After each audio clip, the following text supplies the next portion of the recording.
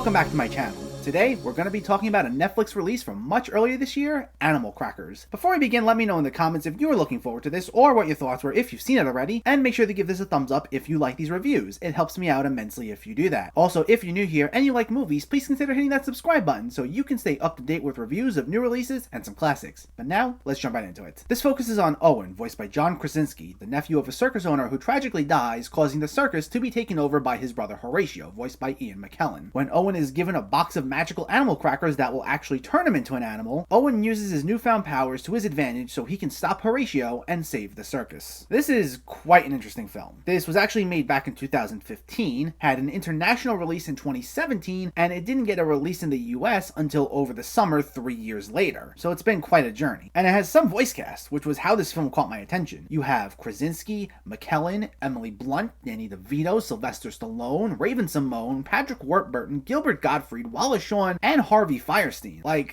That is an eclectic cast if I ever heard one. And I will say right up front that, fortunately enough, most of them are put to some pretty good use. Mainly the supporting cast. Krasinski and Blunt are our two leads, and they're more or less a generic but charming enough couple who are kind of the foils for the antics of the wackier people they surround themselves with. But some of the highlights for me were Wallace Shawn as Krasinski's father-in-law and his boss at this dog biscuit factory, along with Patrick Warburton as one of the head employees at the company. The film plays heavily into the fact that they've both played loud, almost purposely obnoxious characters in the past, like with Warburton's voice work in Family Guy and Shawn in The Princess Bride, and they have a number of exchanges that had me laughing for just how over the top they'd get. Especially this one running gag where Wallace Shawn calls everyone around him a nincompoop, which on its own isn't all that funny, but because it's him saying it, his delivery just made me laugh, because he'd place an even heavier emphasis on it with each successive time he said it. Raven-Symoné, who I haven't seen in anything for a really long time, was also another highlight for me. She'd purposely talk really fast to the point that you can't understand her, and she'd also get herself really excited and amp herself up, which made for some fun jokes. So anytime her character was on screen, which unfortunately wasn't often enough, I'd really enjoy it. And while those were just some of the highlights among the cast members, for the most part, a lot of them brought this very high energy about them that made this a fairly decent watch. The animation, meanwhile, is nothing spectacular here, but it's also not bad. We get a lot of colorful images, and when this movie went for a physical gag or needed characters to really express themselves, the animation was serviceable enough at conveying this larger-than-life, really cartoonish feel to this world. And I think this is something that will especially appeal to younger audiences, who are essentially the target group of this film. There's a lot of physical humor that they'll appreciate, with jokes like characters flailing around, falling comically, and getting hit in these silly manners. And there's such a high energy to this film's humor that, even though the jokes aren't always consistently good, younger kids will enjoy them. If you're an adult, there's not as much here that will appeal to you, but there will be a number of moments where you'll laugh, especially thanks to the efforts of the voice cast. For me, the highlight of the film is early on when we see a clown proposing to his girlfriend, and he gets down on one knee, but instead of a wedding ring, he gives her a clown nose. And they both have this totally straight face on them the entire time, and it caused me to burst out laughing. I thought it was hysterical. Now, that being said, the story, on the other hand, is pretty much this film's weakest element, and leaves much to be desired. While there is this fun element to a man using magical animal crackers, the film doesn't really do much creatively with it. It's mainly the fact that Krasinski's stuck in this animal form for most of the movie, because the way they work is when you eat an animal cracker, a human cookie will then appear in the box so that you can eat it and change back. But the human cookie ends up getting stolen, and he now has to get it back, and then it plays into this very predictable storyline about him having to save the circus from the evil relative who wants to do evil things with it. And that ends up being more or less what we focus on. And while this doesn't do anything too egregious, it just ends up being a film where you can call all of its emotional beats from like a mile away. I think kids will mind, especially for a lot of the wacky humor, but if you're out of that age group, you'll definitely laugh a fair amount of times that it'll be enjoyable enough, but there's really only so much here.